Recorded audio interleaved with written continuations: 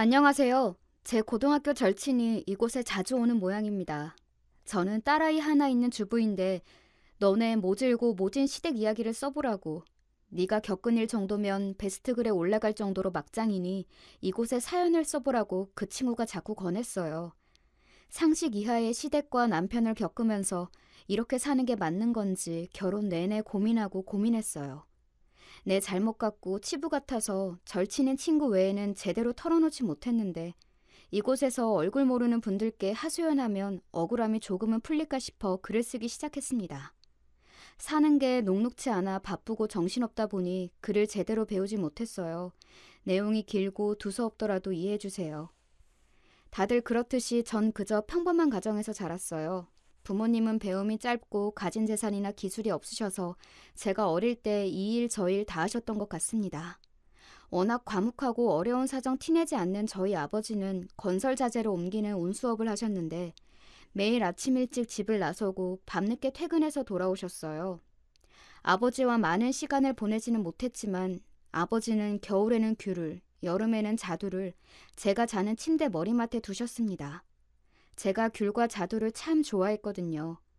직접 사달라고 말도 못했는데 엄마한테 들으셨는지 이제는 좋아하지도 않는 저 과일들을 제가 성장한 이후에도 한 번씩 사오셨네요. 그래서 집이 넉넉하진 않았어도 가족끼리 서로 위하고 아버지를 존경하며 커왔죠. 부모님이 열심히 일하셔서인지 제가 대학생이 되어서는 동네 인테리어 가게를 여셨어요. 가게 개업식 때 두 분이 너무 좋아하셨던 일이 눈앞에 선합니다. 그 무뚝뚝한 아버지가 눈물을 훔치는 모습도 보이셨으니까요. 저는 부모님이 열심히 사는 모습을 보고 자랐고 맏딸이라서 책임감이 강한 편이었어요. 서울 4년제 대학교를 다니면서는 부모님께 손 벌리기 싫어서 과외와 친구들이 소개해주는 파트타임 아르바이트 등 할 수 있는 한 닥치는 대로 했습니다. 그 돈으로 학비랑 저와 동생 용돈까지 해결했었으니까요. 대학교 때 기타 동아리 활동도 하고 제가 좋아하는 가수 있거든요. 이승환 콘서트도 가고 그런 대학 생활을 보내고 싶었는데 저에겐 취업과 내 집 마련이 꿈일 정도로 악착같이 아끼고 돈을 모았습니다. 대학생이 청약저축도 가입해서 매달 꼬박꼬박 납입했으니 말 다 했죠? 키가 168이고 체중도 50kg 초중반이라 꾸미면 최지우 닮았다는 이야기도 가끔 듣는 괜찮은 외모였어요. 남자들이 가끔 대시도 했는데 연애한 적은 한 번밖에 없어요. 솔직히 연애하려면 시간이 있어야 되잖아요. 전 학교 수업도 빼먹는 일이 거의 없지. 오후에서 저녁 때는 과외 아니면 다른 아르바이트를 하니 시간을 뺄 수가 없었어요. 그리고 웬만한 남자들은 눈에 별로 차지도 않았습니다. 대학교 때 도도하다는 말 좀 들었습니다. 아, 그때 많은 남자들을 만나봤다면 지금처럼 똥 밟지 않았을까 하는 후회 가끔 하곤 해요. 제 신세 생각하면 진짜 똑똑한 여자는 연애도 많이 하고 좋은 남자 보는 눈 키우고 결혼한다는 거 맞는 말이지 싶네요. 어쨌든 그러다가 꽤 이름 있는 중견기업에 임원비서로 취업하게 되었습니다. 연봉도 괜찮고 외모도 빠지지 않는 편이다 보니 소개팅이 줄을 섰죠. 취업 다음은 좋은 남자와 결혼이 제 목표인 양 소개팅을 여러 번 하게 되었습니다. 그중 같은 계열사에서 연구원으로 있는 지금의 남편을 소개팅으로 만났어요. 첫인상이 큰 키에 말끔한 외모에다가 제가 충청북도가 고향인데 딱 서울 오빠 같은 느낌을 풍기는 차분한 말투가 마음에 들었어요. 남편도 제가 마음에 들었는지 만난 첫날 이후로 회사 메신저로 매일 일상 얘기도 하고 하루가 멀다 하고 만났어요. 너무 보고 싶더라고요. 그렇게 1년 좀 넘게 연애를 하다가 남편이 이제 결혼을 생각할 때가 되지 않냐고 묻더군요. 저도 결혼을 하기 적당한 20대 중후반 나이이고 이 남자가 너무 좋아서 조건을 재고 어떤 경황을 따질 것 없이 이끌리듯이 결혼 준비에 돌입하게 됩니다. 네, 처음으로 지금 시부모께 인사드리게 되었어요. 지금 생각해보면 이때가 저의 첫 번째 탈출 기회였던 거예요. 아가씨 키가 크네. 얼마인가? 몸매도 야리하니 참 예쁘구먼. 말씨가 단정한 남편과는 좀 다른 가벼운 시정잡배 같은 느낌의 시부가 어색했지만 그래도 분위기를 풀려고 하시나 보다 생각하고 웃고 말았습니다. 그때 시모가 인상을 팍 찌푸리며 시부를 향해 손사래를 치고는 다급히 끼어들었어요. 아니, 듣자 하니깐 비서일 한다고요? 우리 아들은 좋은 대학교 박사까지 하고 회사 다닌 지 몇 년 안 되잖아? 좀 여러 아가씨를 만나보고 결혼하라고 했는데 공부만 해서인지 순진해 갖고는. 뉘앙스가 내가 비서라는 게 마음에 안 드신다는 건가? 자기 아들은 다른 여자 만나보라고? 당황스러워서 잠깐 할 말을 잃고 있었어요. 아니, 이상한 오해 말고 들어요. 나도 이 남자 때문에 애들 어릴 때부터 보험 설계사로 일한 커리어 우먼이야. 요즘 일하는 며느리를 잘 이해하는 시어머니, 그게 바로 나야. 결혼하고도 일은 계속 할 거죠? 전 대학교 때부터 학비도 제가 해결할 만큼 열심히 일해왔고 지금 제 일에 만족하고 있어요. 결혼했다고 일 그만둘 생각 없습니다. 그제야 만족스러운 미소를 처음 보여준 시모였습니다. 그날 시모가 목에 메었던 노란색 스카프와 유난히 빨간 립스틱 색이 기억에 선명합니다. 자신을 강조하고픈 욕망이 미치지 못하는 언밸런스한 그 차림새. 그것이 바로 시모의 정체였던 것 같아요. 이후로 시부모님과 대면할 일은 딱히 없었습니다. 이때의 만남이 조금 쌓였지만 저희 부모님과 만난 상견례 자리에서도 크게 이상 행동을 보이진 않았었으니까요. 제 생각에 상견례 때는 철저히 본인들 모습을 감추었던 것 같아요. 나중에 한 사실이지만 저와 만난 이후 제 뒷조사를 했더라고요. 저희 부모님이 인테리어 가게를 하면서 좀 여유가 생겨서 집과 부모님 가게도 있었고 저와 남동생이 모두 잘 취업해서 제 인생에서 경제적으로 가장 좋은 때였거든요. 저희 집은 떳떳하니 감출 것이 없었는데 뭐 묻은 눈에는 뭐만 보인다고 자기들이 사기를 치고 뒤가 구리니깐 정작 저희 집을 의심했던 게 아닌가 싶어요.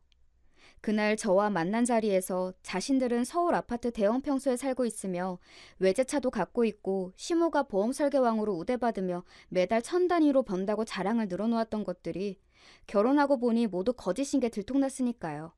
아마 자기들 치부를 감추고 결혼까지 조용히 가기를 바라고 정상적인 시부모인 척 연기를 했던 겁니다. 꿈같은 신혼여행에서 돌아온 첫날 친정집에 왔을 때 저희 부모님은 맏딸 결혼 보내고 사위 대접한다고 잔치집처럼 거한 음식상에 비싼 양주까지 차려놓고 저희를 맞이해 주셨어요. 그런데 다음날 시댁에 가니 작은 연립빌라에 저희 잘 곳도 없어서 창고처럼 쓰는 짐이 가득 들어있는 방에 이부자리 하나 깔아놓고 자라고 하시는 겁니다. 솔직히 잠은 저희 신혼집에서 자고 올게요 하고 싶은 마음이 목까지 차올랐지만 꾹 참고 그날 자고 일어났죠. 다음날 아침 시모가 저를 깨우시는 겁니다. 난 혈압 때문에 아침에 집안일을 못해. 네가 일어나서 아침상을 좀 봐야겠구나. 아니, 지금까지 가족들 아침은 누가 챙겨줬단 말인지? 며느리가 온 첫날부터 아침상을 보라고? 진담이신가 싶어서 눈만 비비고 가만히 있는데 내 말 안 들려? 애가 빠릿빠릿한 줄 알았는데 너희 엄마가 요리도 안 가르쳐주고 시집 보낸 거냐? 아침부터 갑자기 왜 우리 엄마 욕을 보는 건가? 당황스러워서 일단 정신 차리고자 세수를 하러 나갔습니다. 남편이 거실 소파에 앉아 있어서 제가 눈을 흘겼습니다. 이제 일어났어? 엄마, 나 맨날 회사에서 아침 먹는데 나오는 게 식빵이나 시리얼밖에 없는 거야. 오늘은 제대로 된 한식 백반 좀 먹는 건가? 아유, 우리 귀한 아들 아침인데 엄마가 어제 장을 좀 봐놨지. 근데 너도 알다시피 이 엄마가 아침에 요리하기 힘든 몸이잖니? 우리 새아가 음식 솜씨 좀 볼까? 하는 수 없이 시어머니 지시대로 집에 있는 재료로 얼추 된장국과 2가지 반찬을 해서 아침상을 차려놓고는 시부모님과 남편 이렇게 넷이 둘러앉아 아침을 먹기 시작했습니다. 어머님, 아침상이 차리기 힘드시면 다음부터 저희가 아침에 방문하지 않을게요. 얘가 무슨 말을 하는 건지 모르겠네. 됐고, 넌 내일부터 매일 퇴근하면서 나한테 전화하렴. 사실 나는 너네를 좀 끼고 살면서 가르칠 거 가르치고 그러고 싶었는데 아휴, 아들 얘기 들어보니 네가 분가해서 살고 싶다며? 그럼 어떡하니? 전화로라도 교육도 받고 서로 친해져야 되지 않겠어? 제가 전화를 자주 하는 편이 아니라서요. 매일은 어렵고 자주 전화 드릴게요. 그냥 매일 하면 돼. 아이고, 된장국 맥맛이네. 육수 내는 것도 모르나 보네. 그 이후에 자기들 매달 용돈은 어떻게 할 거냐는 등 시부가 사업하다가 사기를 당하는 바람에 원래 살던 대형 아파트에서 잠깐 지금 빌라에 온 것이니 오해 말라는 둥 늘어놓는 시모의 말을 듣는 둥 마는 둥 그날은 그렇게 보냈습니다. 신혼집으로 돌아와서 남편을 앉혀놓고 진지하게 얘기했습니다. 오빠, 나한테 집안 얘기했던 거 다 거짓말이야? 오늘 어떻게 된 거야? 예상과 달라서 나 너무 놀랐어. 우리 엄마가 다 설명해 줬잖아? 엄마가 우리가 빌라 사는 거 알면 우리 집 어줍지 않게 본다고 예전에 살던 아파트로 둘러댄 거야. 난 너 그런 애 아니라고 해명했는데 지금 보니 엄마 말이 맞는 건가 싶네. 무슨 말을 그렇게 해? 우리 집도 예전에 어려웠어. 그래서 솔직히 얘기했어도 나 이해했을 거야. 다만 거짓말은... 아, 됐어. 우리가 엄마 집에서 사는 것도 아니고 왜? 그게 문제가 돼? 그럼 그 말씀은 뭐야? 매달 생활비를 드려야 해? 그리고 매일 전화라니. 알고 있었어, 오빠는? 우리 엄마가 한다면 하는 사람이라서 나도 처음에는 전화 매일 못 드렸더니 받을 때까지 하셔서 나도 결국엔 매일 전화해. 익숙해지면 할만해. 우리 엄마가 뭐 전화해서 이상한 거 하시나. 그리고 엄마가 나랑 형 키우면서 고생 많이 하셨어. 한바지 파면서 돈 벌고 그래서. 화나면 좀 거칠게 말씀하시는 건 있는데 속은 깊은 분이야. 아니 잠깐만. 보험 설계사라고 하시지 않았어? 한바집이 뭐야? 아, 아니 예전에 보험도 하셨어. 암튼 난 원래 50만 원씩 용돈 드렸으니까 이제 너도 왔으니 두 분한테 각각 50만 원씩 드릴 수 있겠다. 남편은 그렇게 둘러대고는 자기 서재로 쏙 들어가 버렸습니다. 한바집이 무엇인지 몰라 인터넷 검색을 해보니 공사장 인부들이 먹는 식사를 준비해주는 임시 식당 같은 것이라고 하네요. 혈압 때문에 아침을 차리지 못한다는 말도 그저 저 부려먹으려는 핑계고 흥분하면 튀어나오는 거친 말이나 세련되지 못한 차림새 등이 이제야 이해가 갔습니다. 이런 일들로 대화를 하면 할수록 남편은 피하고 가끔은 우리 집을 무시하냐며 화를 내는 일들이 반복되니 저도 나중에는 지쳐서 시모의 요구들을 하나둘 맞춰주기 시작했습니다. 매달 생활비 50만 원씩 보내드리는 것도 만족 못하고 소고기가 먹고 싶다 연락하면 주말에 가서 사드렸고 세탁기를 바꿔야 된다며 신제품 모델까지 콕 집어서 매장 직원 전화를 바꿔줘서 어쩔 수 없이 카드 번호를 불러주었던 기억도 납니다. 그렇게 물욕도 많은데 두 분이 사시면서 왜 그리 씀씀이가 해프고 남에게 과시할 것만 생각하시는지 저희 집과는 좀 달라서 늘 불편하고 불편했습니다. 하지만 그런 시모의 요구에 무조건적으로 따르는 남편이 더 야속했어요. 그렇다고 이혼할 정도로 남편이 잘못한 것은 아니니 제 속만 타들어가고 친정 부모님이나 친구들에게 하소연도 제 성격상 못하고 끙끙 앓아야 했습니다. 그러다가 우리 부부에게 축복과 같은 딸아이가 찾아왔습니다. 아이를 임신하고 초기부터 입덧이 너무 심하고 병원에서 입원을 권유할 정도로 몸이 안 좋았습니다. 모시는 임원분이 언제까지 회사를 다닐 거냐고 한 번씩 물으시더라고요. 똑부러지게 일 잘한다고 칭찬하셨던 분인데 임신한 비서는 달갑지 않은 모양이었습니다. 꾸역꾸역 회사 눈치를 보다가 임신 막달이 되어서 퇴사를 하게 되었습니다. 퇴사하는 날 같이 일한 부서 환송 회식을 하는 자리에 있는데 갑자기 잔뜩 화가 난 시모의 전화를 받았습니다. 너 어디냐? 식당인 것 같은데 지금 팔자 좋게 외식이냐? 아니에요, 어머니. 회사에서 환송 회식 자리라서 시끄럽게 들리는 거예요. 무슨 일이세요? 아니, 우리 아들은 이제 앞으로 혼자 뼈 빠지게 돈 벌어야 해서 부담스럽다고 지금 술 마시고 있다는데 남편 속 썩는 줄 모르고 회식? 뭘 잘했다고 회식이야? 너 나랑 만난 자리에서 뭐라고 했냐? 애 낳고도 일 계속 하겠다며.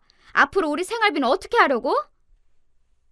어머님, 그 얘기는 내일 다시 전화 드릴게요. 그리고 저 일하기 싫어서 회사 나오는 거 아니에요. 회사에서 그만두라고. 여보세요? 여보세요? 시모는 그렇게 자기 할 말만 늘어놓고는 전화를 끊어버렸습니다. 저도 몇 년간 일했던 회사를 임신해서 그만두는 것이 불안하고 걱정스러운데 위로는커녕 이렇게 자기 화만 내는 시모를 보니 억울했습니다. 임신하고 불편한 몸으로 열심히 회사 다녀서 애썼다. 한마디 해주면 안 되나요? 자기들 주는 용돈이 끊기는 것에 분노해서 임신한 며느리가 회식하는 자리에 막말하는 시모보다 자기 혼자 돈 버는 게 부담스럽다고 취해서 자기 엄마한테 한탄하는 남편이 더 미웠습니다. 딸아이를 출산하고도 시모는 하루가 멀다 하고 전화해서 태어난 아이를 궁금해하기보다는 언제 다시 회사를 나갈 건지 물어보는 일이 허다했습니다.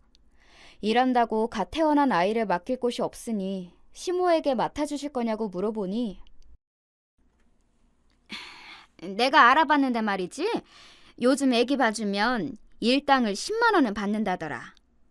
아니, 중국 조선족이 그렇고 나처럼 젊은 한국 아줌마는 보너스도 줘야 한대. 너 그렇게 줄 거니? 어느 날 친정엄마가 갑자기 집에 찾아오셨습니다. 출산 후 몸조리 잘하고 있는지도 궁금하고 딸아이 입힐 옷이며 먹을 것을 손에 가득 들고 말이죠. 저는 처음에는 엄마가 딸이 보고 싶어 오셨구나 싶어서 같이 음식을 먹으며 행복해하고 있었는데 친정엄마가 조심스럽게 입을 여셨습니다. 혹시 김서방 집에서 전화 자주 하시니? 너한테 잘해주시는 거지? 기분이 쎄해서 엄마에게 물어봤습니다.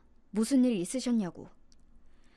아니, 얼마 전에 너희 시어머니가 전화를 해서는 이런저런 얘기를 하시더구나. 지금 우리 가게 상황도 물어보고 혹시 너희에게 돈을 꺼줄 수는 있는지 뭐 그런. 그래서 너희에게 무슨 일이 있나 싶어서 오늘 들러본 거야. 아니, 왜 그런 일로 엄마한테 전화하신대? 아니야, 엄마. 우리 강서방 월급으로도 충분히 잘 살고 있어. 설마 본인들 용돈 못 줄까봐 우리 집에서 돈 꾸라고 하는 거라고? 전 너무 화가 났고 엄마를 돌려보낸 뒤 시모에게 전화를 했습니다. 어머니, 매달 드리던 용돈 끊길까봐 걱정되시는 거면 우리 애기 어린이집 갈 때부터 제가 일할 거예요. 그러니까 저희 집에 전화 다시는 하지 마세요. 뭐라고 하는 시모의 말은 듣지 않고 전화를 끊어버렸습니다. 그날 얼마나 서럽게 울었는지 모릅니다. 전 돈돈거리는 시모가 끔찍해서라도 딸아이가 만 2세가 되자 어린이집에 맡기고 마트에서 일을 했습니다. 계약직 아르바이트다 보니 많지는 않지만 매달 시모에게 50만 원씩 드리고 남는 돈은 제 비상금 적금을 들었습니다. 어느 날 남동생이 집에 찾아왔습니다. 누나, 잘 지내? 우리 유진이가 아이스크림 케이크 좋아한다고 해서 사왔지. 아이고, 삼촌이 그런 걸 다 기억하고. 유진이가 집에 오면 좋아하겠다. 너는 회사 잘 다니고 있지? 결혼은 언제 할 거야? 매형 아버님 말이야. 혹시 이분 맞아? 남동생이 내민 휴대폰에 저장되어 있는 사진은 네, 시아버지가 맞았습니다. 아니, 네가 왜 시아버지 사진을 갖고 있어? 이 옆에 분은 누구야? 아니, 내가 이 얘기를 해야 하나 고민을 하다가 온 거야, 누나. 왜냐면 이걸 본 게 한두 번이 아니라서. 당황한 저에게 남동생이 목격한 일을 설명해 주었습니다. 남동생 회사 건물에 골프 연습장이 있는데 엘리베이터에서 여러 번 마주친 노년 커플이 있더랍니다. 엘리베이터에서 낯뜨거운 애정 행각과 스킨십, 5, 60대로 보이는 여자분이 오빠 오늘 좋은 것 좀 먹고 왔어? 70 전후로 보이는 남자분이 공 치고 우리 예쁜이도 잘해줄 힘도 채워왔지. 뭐 대충 이런 대화를 나누는 모양새가 딱 봐도 불륜 같은데 자주 마주치다 보니 이 남자분이 우리 시부 같다는 거였습니다. 그래서 결혼식 사진을 찾아보니 자기 생각에는 영락없는 제 시부였던 겁니다. 혹시 몰라서 셀카를 찍는 척 그 커플 사진을 찍어서 저한테 확인을 한 겁니다. 아니, 남동생이 시부 불륜 현장을 목격했다니요. 그것도 여러 번. 이게 말이나 됩니까? 일단 저는 시부가 아닌 것 같다고 둘러대고 남동생을 보냈습니다. 부모님 귀에 들어가면 괜한 걱정하실 것 같아서요. 그리고 저녁 때 퇴근한 남편을 잡고 슬며시 물어봤습니다. 여보, 아버님이 혹시 젊었을 때 사고 같은 거 치셨나? 여자 문제 같은. 누가 그래? 엄마가 그 얘기를 당신한테 하셨어? 저는 속으로 사실이구나. 하지만 일단 남동생이 목격한 얘기는 함구하기로 했습니다. 그냥 그때는 왠지 섣불리 아는 척하지 않는 게 좋겠다는 생각이 들었거든요. 그리고 직감대로 이 일은 후일 저에게 큰 무기가 되었습니다. 어느 날 반갑지 않은 시모의 전화가 왔습니다. 너는 애가 통 전화가 없냐? 아니, 내가 매일마다 안부 인사 드리라고 했어, 안 했어? 너희 엄마는 시어른들한테 잘하라고 안 가르치디? 어머님, 그래도 제가 오일에 한 번씩 드리려고 노력하는데요. 마트 일 하다 보면 정신도 없고요. 아니, 됐고 우리 첫째 아들 집에 좀 다녀와야겠다. 시아주버님 댁에 제가 무슨 일로요? 우리 첫째가 공부만 할 줄 알았지 완하게 귀하게 자랐어요. 어제부터 여행 갔다니깐 집이 비어있을 거야. 거기서 집안 대청소 좀 하러 가야지. 하나뿐인 시아주버님 혼자 사는 게 안쓰럽지 않디? 너 내가 능력 있고 참한 아가씨 소개시켜주라는 건 어떻게 되고 있는 거야? 네, 혼자 사는 귀하신 시아주버님이 계셨습니다. 좋은 학벌 어디다 둔 건지 변변한 직장 한번 갖지 못하고 집에서 주식한다며 백수나 다름없이 지낸다죠. 그런 사람을 어느 귀한 집 딸에게 소개를 시켜줄 수 있겠는지 시모에게 되묻고 싶었습니다. 그런데 그분 집을 왜 며느리인 저까지 청소해주러 가야 하는 건지 어이가 없어서 돌려서 거절하고 싶었습니다. 어머님, 우리 유진이가 어린이집 다녀올 시간 다 돼서 전 오늘 못 갈 것 같은데요. 그럼 내일 아침 일찍부터 시작하자. 우리 집에 9시 반까지 데리러 와라. 고무장갑이랑 청소용품 챙겨오는 거 잊지 말고. 아니, 너는 내가 사람돌이를 이렇게 하나하나 일러줘야만 하는 거니? 네가 알아서 혼자 못하고? 그때 제가 우리 딸 낳고 병원에 있을 때 시부모가 찾아와 했던 말이 떠올랐습니다. 이 사람이 난산이라 지금 몸 상태가 좀 안 좋아요. 병원 나가면 아기도 돌봐줄 분이 필요한데 엄마 좀 와서 봐주면 안 돼요? 잘 들어. 너도 며느리도 다 큰 성인이야. 니들 앞가림은 알아서 해야지. 나 때는 너네보다 훨씬 어린 나이부터 애 낳고 일하고 다 알아서 했지. 어디 시부모님한테 도와달라고 입을 때? 예, 원래 애 낳고 한동안은 몸이 말 안 듣고 아픈 것 같은 거야. 시간 지나면 다 괜찮아진다니까.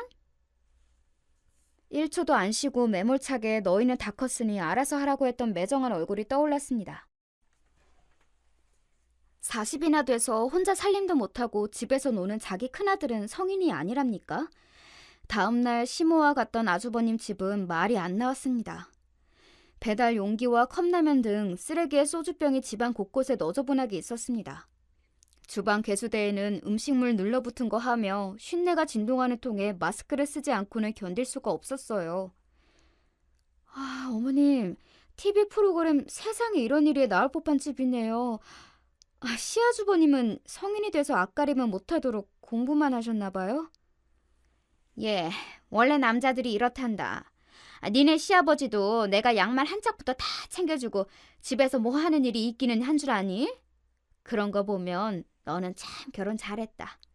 너희 남편이 밖으로 나돌기를 하니 생활비를 안 주니 집안일도 도와줄 거 아니야. 어머님, 그이 집안일 하나도 안 도와주는데요? 평일엔 술 먹고 늦게 들어오는 날도 많고 주말엔 골프 친다고 나가서 애기하고 놀아주는 법이 없어요. 너 바깥일 하는 사람이 술 먹고 다닌다고 그거 노는 거로 착각하면 안 된다. 저도 직장 생활 했어요, 어머님. 그리고 생활비에 대출비에 빠듯한데 그 비싼 골프장이 웬 말이에요. 그때 시모가 눈을 반짝이며 물었습니다. 아니 그래, 너 청약받은 아파트 그건 입주가 언제니? 지금 시세가 얼마야? 그 동네면 그래도 한 10억 넘지 않겠니?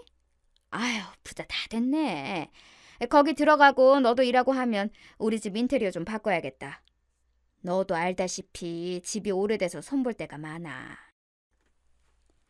하긴 우리 아들이 자기들만 쏙 새집 가고 우리는 그런 집에 살도록 두지는 않겠지만 말이다.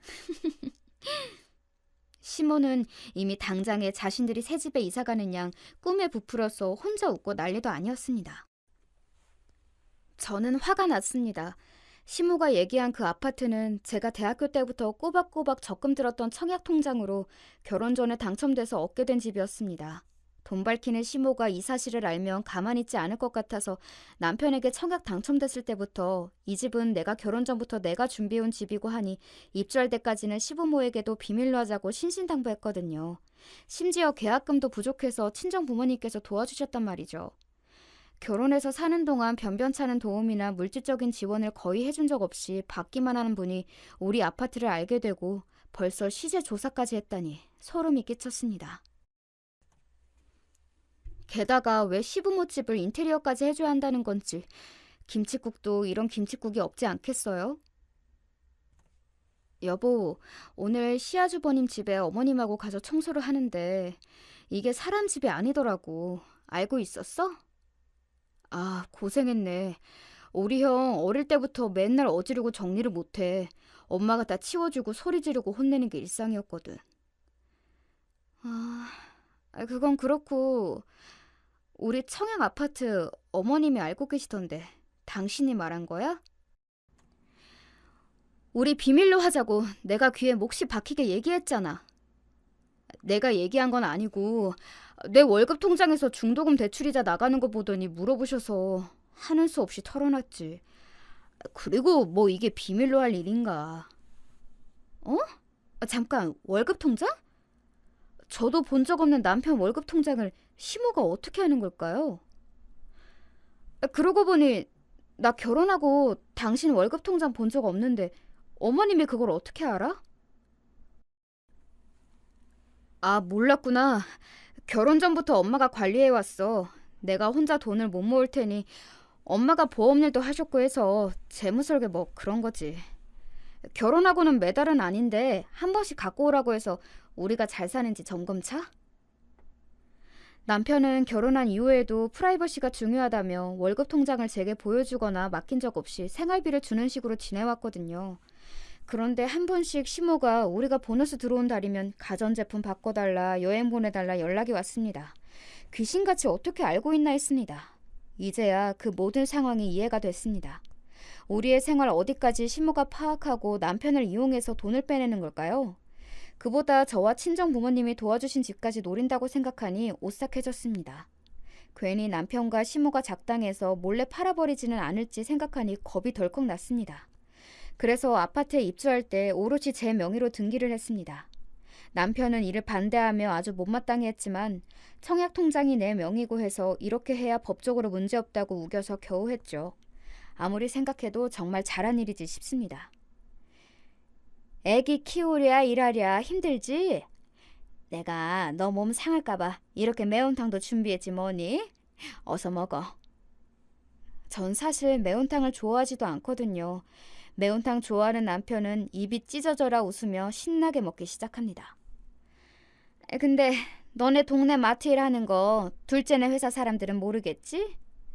아니, 박사까지 한 분 사모님이 마트 일 하는 거 알면 우리의 회사에서 어떻게 얼굴 들고 다녀? 어머님 잊으셨어요? 그 회사 제 전 직장이기도 해요. 친했던 분들 몇몇은 알고 있지만 소문까지야 퍼지겠어요. 그리고 마트에서 정당하게 일하고 돈 버는 게 그리 숨길 일인가요?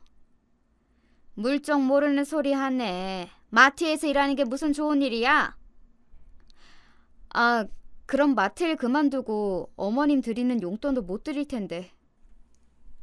그렇게 고상하게 있는 게 낫네요.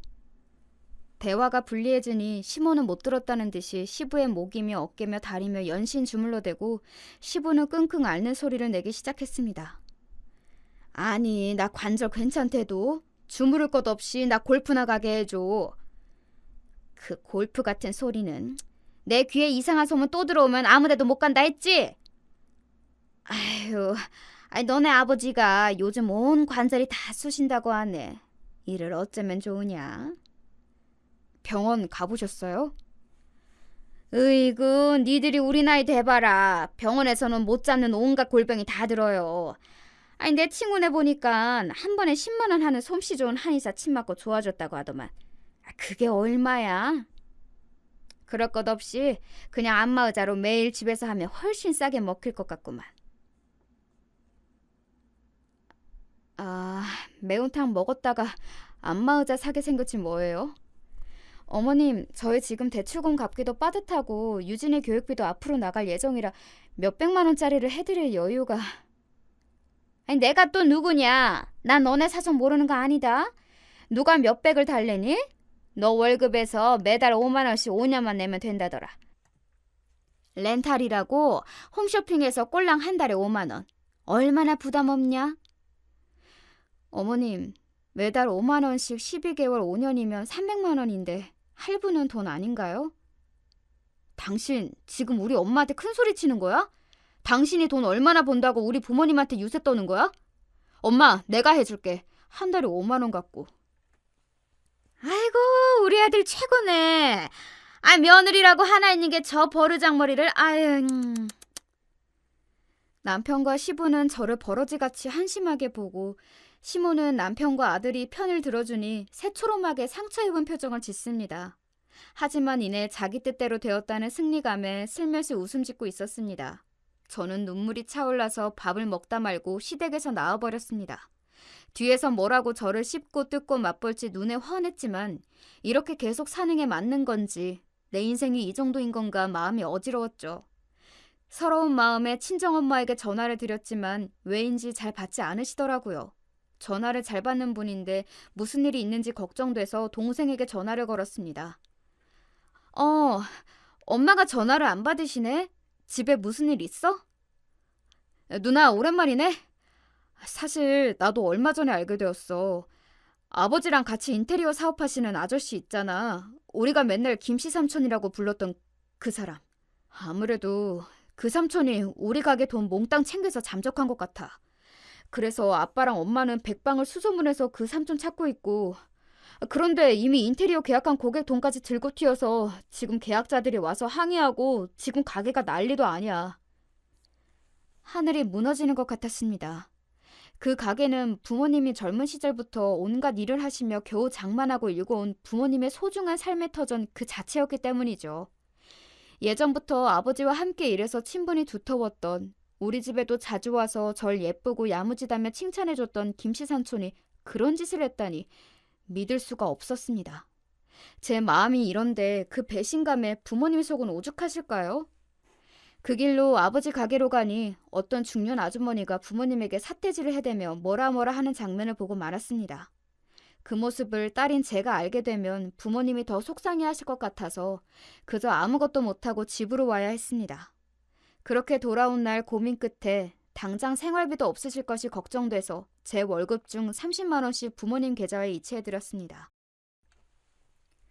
사실 더 드리고 싶었지만 지금 생활도 빠듯한 데다가 시모가 알면 난리칠 것도 두려웠기 때문에요. 이런 제가 너무 바보 같지 않으세요? 그러던 어느 날 퇴근하고 집에 오니 시모와 남편이 우리 집 거실에 있었습니다. 둘은 심각한 얘기를 하고 있더니 제가 현관문을 열자마자 저를 바로 자기들 앞으로 앉혔습니다. 무슨 일 있으세요? 연락도 없이 두 분이 같이 먼저 와 계시고. 그건 네가 알지. 내가 하도 답답해서 오죽하면 너가 싫어라 하는 거 알면서 너네 집에 이렇게 왔겠니? 당신 말이야, 나 몰래 당신네 집에 생활비 보내고 있었어? 미리 말 못해서 미안한데 갑자기 부모님 인테리어 가게 상황이 안 좋아졌대.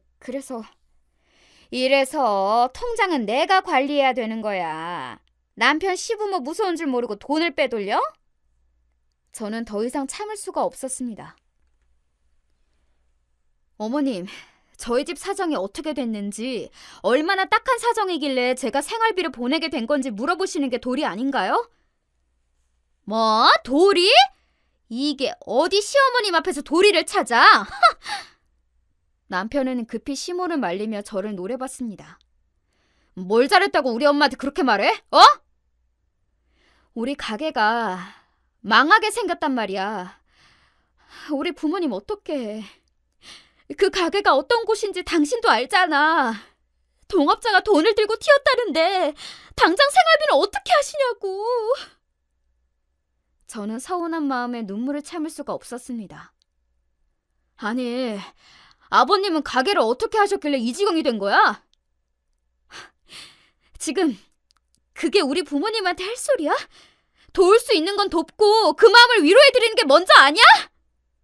저는 화가 나서 벌떡 일어나서 쏘아붙였습니다. 그때 남편의 전화가 울렸습니다. 씩씩대던 남편은 전화를 받으며 집 밖으로 나가버렸습니다. 그렇게 나가는 남편을 보고 있던 찰나 눈앞이 노래졌습니다.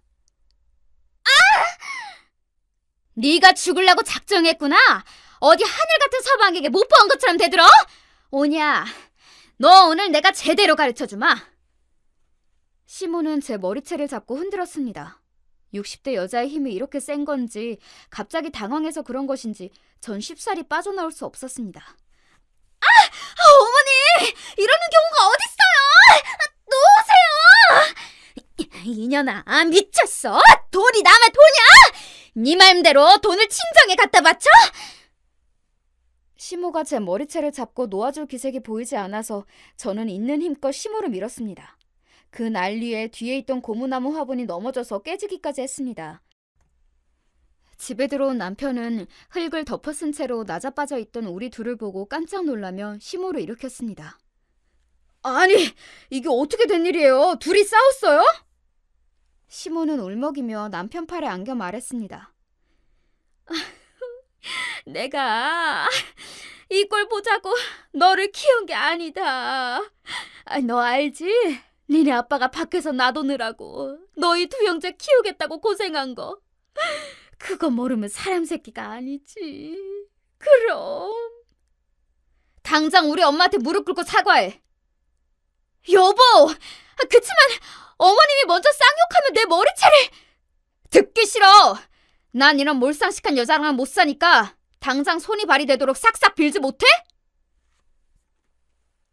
상황이 어쩌면 이렇게 꼴사납게 돌아가는 것인지 어안이 벙벙해져서 머리는 산발하고 슬리퍼도 짝짝이로 신은 채 집 밖으로 다급히 나왔습니다. 이렇게 우스운 꼴을 하고 정처 없이 걸으며 그동안 그 사람을 만나 연애하고 결혼 생활을 해온 거의 10년의 세월이 허망하게 느껴졌습니다. 저도 모르게 무작정 한강다리로 걸어갔습니다. 전 남편에게 뭐였을까요? 시댁의 몸종 같은 그 정도밖에 안 되는 걸까요? 전 한강 물길 속에 몸을 던지면 이 속이 편안해지지 않을까 그런 나쁜 마음을 먹고 있는데 그 순간 우리 이쁜 딸 친정 부모님의 얼굴이 떠올랐습니다. 내가 세상에 없어지면 우리 귀한 딸이 저런 지옥 같은 집에서 자랄 생각이 드니 이런 멍청한 짓 해서는 안 돼 하고 정신을 다잡았습니다. 지푸라기라도 잡는 심정으로 누군가에게 도움을 청해야겠다고 생각하고 고등학교 절친에게 전화를 걸어 만나기로 했습니다. 세연아, 오랜만이야. 나 지금 네 도움이 필요해. 들어줄 수 있을까? 으이구, 맨날 바쁘다고 연락도 없는 우리 친구님이 부르시는데 왜 못하겠냐? 어서 우리 집으로 와. 언니가 맛있는 밥 해줄게. 우리 뭐라도 먹으면서 천천히 얘기하자. 친구가 해준 따스한 밥을 먹으며 전 그간 있던 일을 친구에게 모두 낱낱이 털어놨습니다. 이젠 자존심이고 뭐고 누구에게라도 도움을 청해서 상황을 바꿔야 했으니까요. 친구는 한참을 듣더니 제 눈물을 닦아주며 말했습니다. 너희 부모님한테 자랑스러운 딸이지? 너희 유진이한테는 소중하고 든든한 엄마야. 학교 때부터 똘똘하다는 소리는 다 듣고 살아온 네가 왜 그런 말종들하고 사는 거야? 결정해. 독하게 네 인생을 위해서 결정하란 말이야. 친구와 긴 시간 이야기하며 뭔가 제 안에 어떤 것이 뭉클하고 잡히는 느낌이었습니다. 이젠 더 이상 숨고 도망다니면서 비겁하게 살고 싶지 않았습니다. 저는 그날 밤 집에 들어와서 엄마를 기다리다 눈이 부은 딸을 곤히 재우고 거실에 깨진 화분과 흙을 치우며 다짐했습니다. 복수와 응징. 이날부터 저는 독하게 마음먹고 드라마 속 복수의 화신이 된 것처럼 살았습니다. 아내의 유혹 드라마에서 민소희가 한 것처럼 얼굴에 점을 찍든 뭐든 다 할 수 있을 것 같은 악에 바친 마음이었습니다. 어느 날인가 친구와 변호사를 찾아가서 제 이야기를 하며 이혼할 수 있는지 상담했습니다. 남편에게 외도라든지 법적으로 구체적인 귀책 사유가 없기 때문에 협의 이혼 쪽으로 가야 한다고 하더군요. 남편과 시모가 한 정신적 육체적 폭행은 진단서도 필요하고 이 정도로는 승소 판결받기 어렵다고 설명했습니다. 그리고 지금 그 사람들은 이혼보다 돈이 더 중요한 사람들 같은데 차라리 그쪽으로 복수를 해주는 것이 어떻겠느냐고 변호사분이 한 가지 방법을 귀띔해 주었습니다. 정말 눈이 번쩍하는 아이디어였죠. 그날로 저는 부동산에 가서 지금 아파트의 시세에 맞춰 집을 매도하되 갭 투자자를 찾아달라고 했습니다. 우리는 전세로 살고 있으면서 소유권만 넘겨서 그 차익을 취하려고 했던 거죠. 2달 만에 저는 아파트를 매도하고 전세금을 뺀 차액 10억 정도를 손에 쥐게 되었습니다. 그리고 뒤도 돌아보지 않고 바로 10억을 친정아버지 계좌로 송금하고 전화를 드렸습니다. 아빠, 제가 보내드린 이 돈 그냥 드린 거 아니에요. 사업 다시 잘 일으키시고 저한테 이자까지 해서 갚아주시라고 드린 돈이에요. 저 고생해서 키워주셨는데 그냥 받으셔도 되는 거예요. 강서방이나 시댁에는 아무 말 마시고요. 아빠는 적잖이 당황했지만 제 결여한 모습에 어떤 뜻이 있겠구나 하시고는 고맙다는 말씀만 나지막하게 남기셨습니다. 저는 처음으로 효도다운 효도한 것 같아서 여한이 없었습니다. 왜 그동안 내 돈을 마음대로 내가 원하는 좋은 곳에 쓰지도 못하고 숨죽이며 살았던 걸까? 지난날의 내 자신이 바보로 느껴졌습니다. 부동산을 처분하는 와중에 남편이 집에서 가사일 또는 딸아이와 시간을 보낸 날을 일기와 가계부를 찾아가며 표시했습니다. 그리고 남편이 준 생활비와 대출금을 납입했던 내역을 찾아서 정리해 놓았습니다. 물론 시댁에 갖다 바친 각종 생활비와 물품비도 빠짐없이 정리했습니다. 이 모든 일들을 엑셀과 워드로 세세히 기록했습니다. 그 정리한 것들을 일목요연하게 적고보니 내 남편이라는 사람이 정확하게 보이더군요. 그 사람 월급이 정확히 얼마인지도 모르나 생활비는 빠듯했으며 가족과 보낸 시간은 일주일에 하루가 있을까 말까 했습니다. 그리고 그렇게 돈돈거리던 시댁은 돈 먹는 하마답게 참 많은 돈을 들였더라고요. 도리어 친정에게는 계약금부터 아이 용돈까지 참 많은 지원을 받았었습니다. 그러다 처음으로 드린 30만 원에 전 시모에게 머리채를 잡혔던 것이지요. 강신의 사람들에게 치가 떨렸습니다. 남편 몰래 처음 아파트 팔고 일을 진행하는 동안 가슴이 떨리고 너무 미안했는데 그 마음이 싹 사라졌습니다. 하지만 저는 이 모종의 큰일을 저지르면서도 저는 남편과 시모에게는 평상시와 똑같이 아무 일도 없던 듯이 대했습니다. 그랬기 때문에 집이 매도된 날이 지나서도 저들은 이 사실을 까맣게 모르고 살고 있던 것입니다. 드디어 이 일을 알게 된 시모에게 전화가 왔습니다. 너 아파트 판 돈 어쨌어? 내가 1억 년을 집에 들였던 거였어. 내가! 당장 여기로 와! 저는 정리해놓은 서류와 이혼 서류를 들고 정장을 입고 최대한 침착하게 시댁문을 열었습니다. 물론 제 남동생도 대동했습니다. 또 머리채 잡히면 어째요? 아니, 자기 동생까지 데리고 여길 와? 뭘 잘했다고? 옷은 또 그게 뭐야? 남편은 회사에 지각, 결석 절대 안 하는 사람인데 얼마나 다급했으면 회사에 있을 시간에 시댁에서 이렇게 저를 맞이할까요? 시부모님, 남편 모두 한자리에 있으니 잘 됐네요. 일일이 찾아뵙지 않고 이 자리에서 한 번만 얘기 드리면 되니까. 이 서류는 현재 아파트의 등기가 넘어갔다는 걸 보여주는 등기부 등본입니다. 이 서류는 남편 강도빈 씨가 가사일을 얼마나 했는지 보여주는 것, 그리고 그 사람 월급에서 아파트 대출금을 얼마나 갚았는지 보여주는 것입니다. 마지막으로 이건 이혼 서류입니다. 아니, 제정신이야? 지멋대로 아파트 팔아놓고 비로도 시원치 않을 판에. 남편이 저를 죽일 듯이 달려들자 남동생은 남편의 팔을 잡아챘습니다. 매영, 아니 이제 매영도 아니지. 끝까지 말 들어요. 우리 누나 손대면 내가 가만 안 둡니다. 건장하지만 말 잘 듣던 동생이 무섭게 나오니 남편은 지레 겁을 먹고 자리에 앉습니다.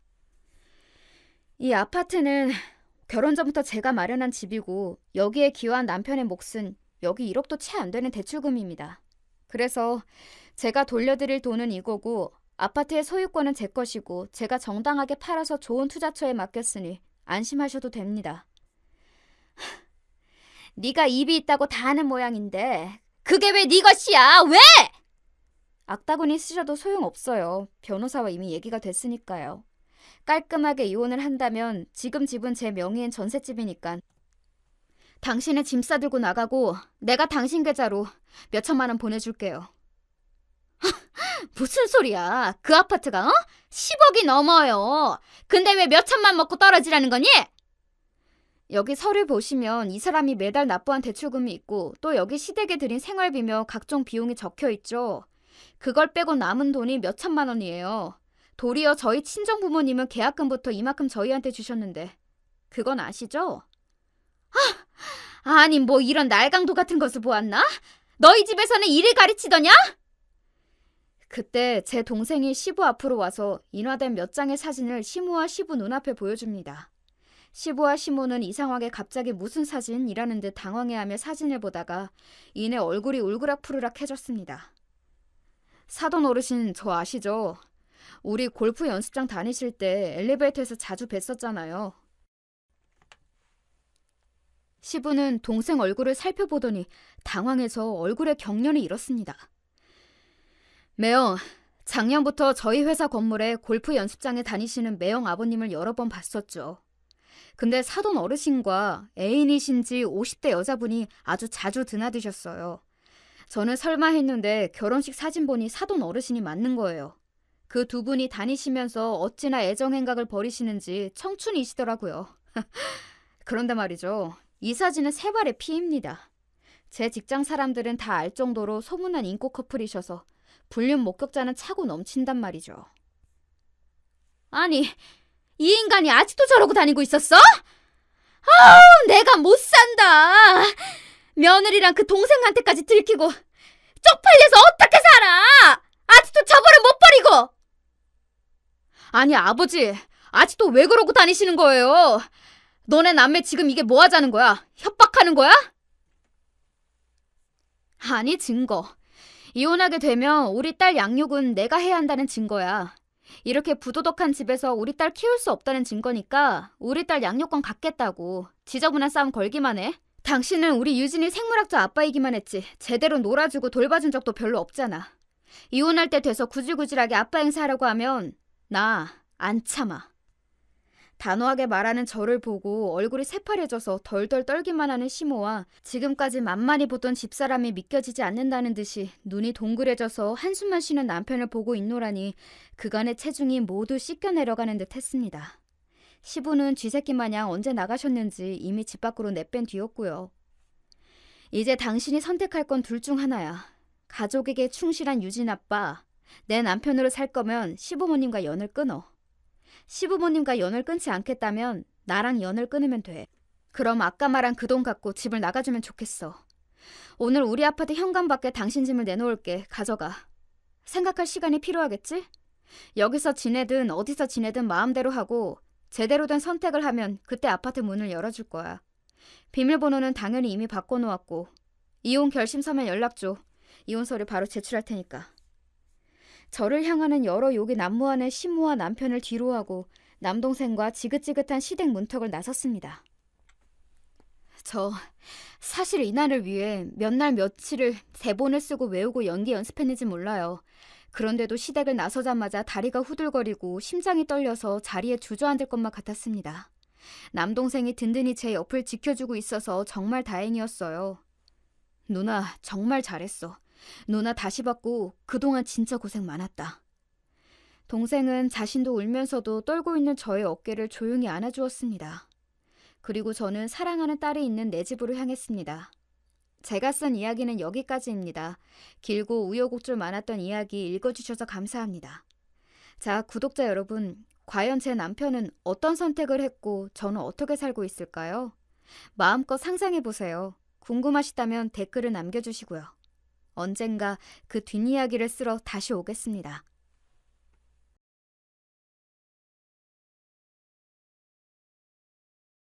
안녕하세요. 임금님 귀는 당나귀 귀라고 외쳐보는 심정으로 사연을 신청하게 되었네요. 저는 서울 변두리에 살고 있는 30대 여자고요. 결혼해서 남편과 아이가 있답니다. 제가 태어나고 자라면서 가족의 끈끈한 정을 느껴보거나 심적으로 크게 가족을 의지해보지를 못했어요. 가정 환경이 그리 평탄하지 못하였거든요. 남편이랑 연애하던 시절 그리 다정하지도 세심하지도 못한 이 남자가 결혼하고 싶을 만큼 좋았던 것은 어쨌거나 저만 바라보고 위하면서 한눈 안 파는 외골수 면모가 강하다는 건 분명하기 때문이었죠. 이 남자라면 결혼해서 가정을 꾸리고 살아도 좋을 것 같았어요. 저보다 결혼에 의욕적이었던 건 남편 쪽이었으나 시댁의 반대에 부딪혀서 저희 부부의 시작은 수월하지 못했어요. 저희 조건이 너무 별 볼 일 없어서 며느리 삼기에는 영 탐탁지 못한다는 것이 시부모님의 주장이셔서 속이 많이 쓰렸었네요. 제가 하나도 잘난 것 없는 사람임은 진작에 알고 있었다지만 그런 식으로 지적당하고 제 존재 자체가 깎아내려지니까 기가 확 죽었어요. 남편은 그래도 어떻게 해서든 반대 이겨내보자고 우리 여기서 포기하지 말자고 해주었지만 사람 마음이라는 게 자기 싫다고 하는 사람들 보면 자연스레 그 앞에서 움츠러들게 되는 거잖아요. 그래서 저는 자신이 없었던 것 같아요. 우리나라의 사회 정서 특성상 결혼에 있어서 부모를 배제할 수 없었기에 시부모님이 저렇게 반대하신다는데 남편이라고 앞으로 별 뾰족한 수가 있을까 싶었고요. 상황이 그렇다 보니 저는 물론이고 남편도 점차 흔들려서 정말 이대로 헤어질까 생각마저 했었네요. 그랬을 때 제가 놀라운 변수 한 가지를 접하게 되었어요. 맹세코 의도한 적은 없었건만 제가 임신 상태였던 거예요. 남편이랑 저랑 둘 다 그때 놀라서 난리 불루스를 쳤었고요. 사정이 그렇게 되자 상황도 급변하게 되었답니다. 기함을 하셨던 시부모님께서는 이내 저희 두 사람의 결혼을 허락해 주셨어요. 가장 먼저 시아버지의 수긍이 있었죠. 그래, 이왕 이렇게 된 것, 내가 솔직히 표현을 해보자면 영 아쉬운 결혼이긴 한데 사내라면 어떤 환경이든 자기 처자식 책임을 질 수 있어야 하는 법이지. 그렇다면 앞으로 그런 책임감을 보이면서 잘 살아라. 남편은 반드시 그렇게 하겠다며 시아버지 앞에서 약속을 드렸어요.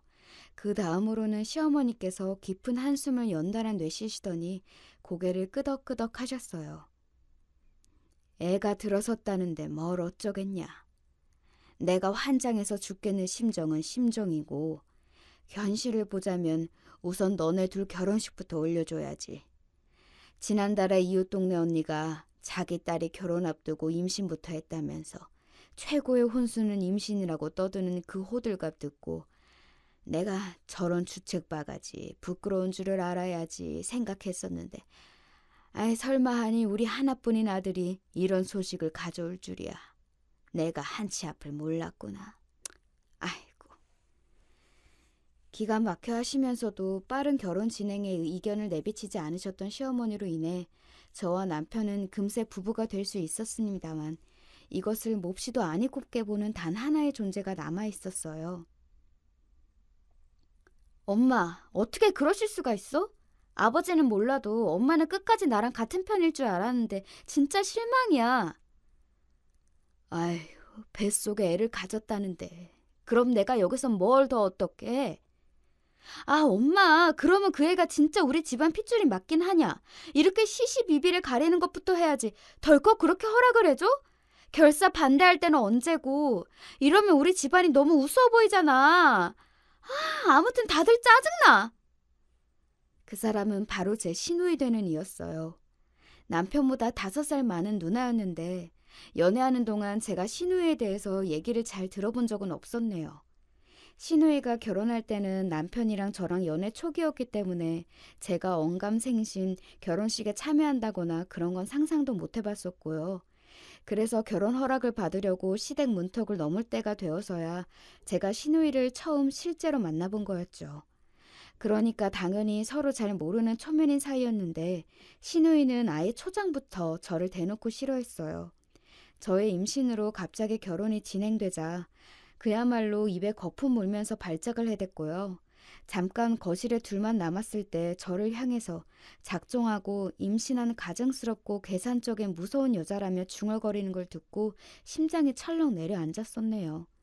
남편과 둘이 남매가 절친한 것도 아닌데 제 결혼을 그렇게까지 반대하고 안 이꺼워하니까 저도 난감했었죠. 딱 봐도 성질머리가 보통 수준이 아니었고 시부모님 두 분마저 신우에게는 큰 소리 못 치시길래 제가 알아서 숙이기로 하였어요. 참고로 신우이는 이미 그때 결혼 3년 차였답니다. 신우의 남편인 제 시매부에게는 원래 결혼을 약속했던 인연이 따로 있었대요. 결혼 약속해놓고 상견례 마치고 이제 식장 알아보며 돌아다니고 있던 시기에 그 여자가 결혼 전 마지막 자유를 누리겠다면서 자기 첫사랑 남자와 만나 놀아났던 거예요.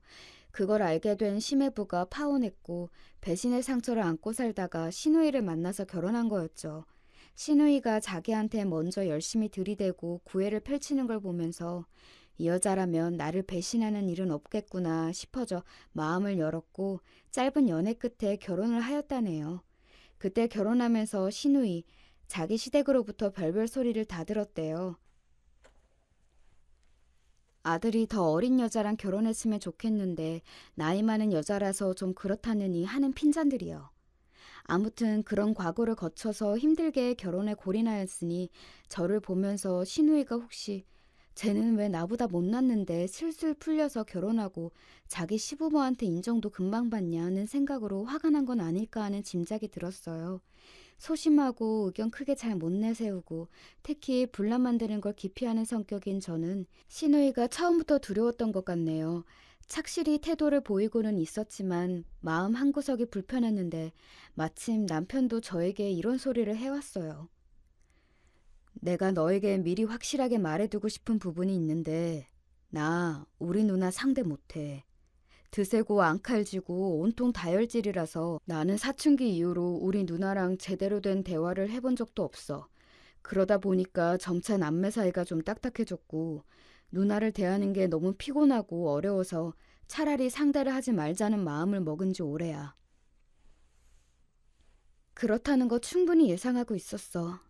나한테 여자들끼리가 차라리 잘 통하지 않을까라고 말하는 거 듣고 아, 오빠가 형님하고 워낙 대면대면하기 때문에 차라리 나랑 형님이 가까워지는 게 더 확률이 높다고 판단한 거구나 싶었거든. 나 오빠의 누나인 내 형님이란 사람이 솔직히 현 시점에서 보자면 많이 어렵고 껄끄러운 존재야. 근데 앞으로 시간을 두고 친해지고 싶은 욕심이라면 살짝 있는 것도 같아. 지금 당장은 어려워도 우리 아기 태어나고 나면 자기 조카는 예뻐해 주실 테고 그러면서 나도 형님이랑 조금씩 그때부터는 친해지는 거지. 오빠는 내 생각이 어때? 그럴 수 있을 것 같아? 글쎄 잘 모르겠다. 우리 누나 성깔이며 고집이 어렸을 때도 만만치 않았지만 나이 들고 나서는 더 심해진 것 같다는 생각을 내가 종종 했었거든.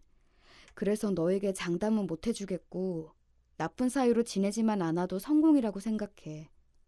내가 민망한 부탁을 해보자면 우리 누나 일 가지고는 나한테 도와달라 해결해달라 그래도 내가 딱히 해줄 수 있는 게 없을 것 같으니까 네가 알아서 판단하고 처리하는 게 더 나을 거야. 여자들끼리만 통하는 감성이 있을 수도 있고 아무튼 나는 우리 누나가 진짜 대하기 힘드니까 네가 이거 꼭 알아줬으면 한다는 거야.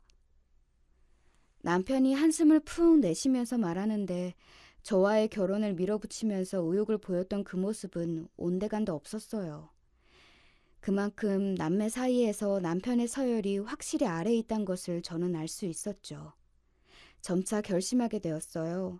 시누이의 일로는 남편을 곤란하게 만들지 않겠다고요.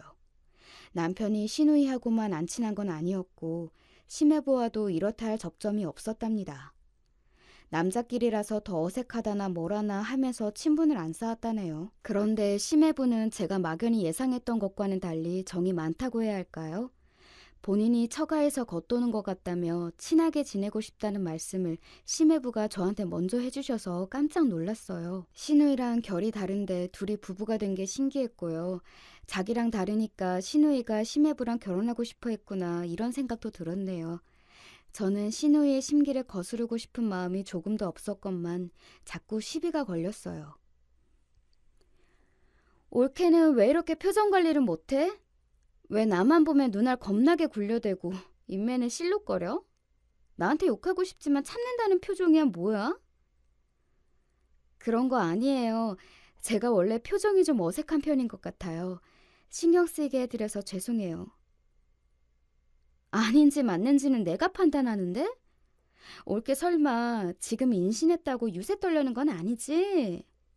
그럼 애 낳고 나서는 애엄마라고 유세 떨겠네?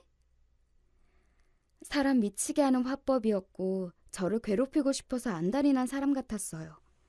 놀라운 건 시누이가 그래 보여도 직장에서 CS 담당이었다는 거예요. 고객 응대하고 서비스 품질 관리하는 사람이요. 거의 이중인격 수준이었나 봐요. 시부모님이라든지 다른 사람이 같이 있을 때는 확실히 덜 그랬는데 저랑 단둘이 있는 상황에 놓이면 꼭 저를 괴롭혀댔어요. 제가 시누이한테 말씀 좀 지나치시다라고 하기라도 하면 시누이는 제가 임신 중이라 호르몬 문제로 예민하고 성격이 이상해진 거라며 저에게 탓을 돌렸고요. 슬슬 이제 저는 신우이와 시간이 흐르면 친해질 수 있겠지 같은 아니란 생각을 버리고 있었어요.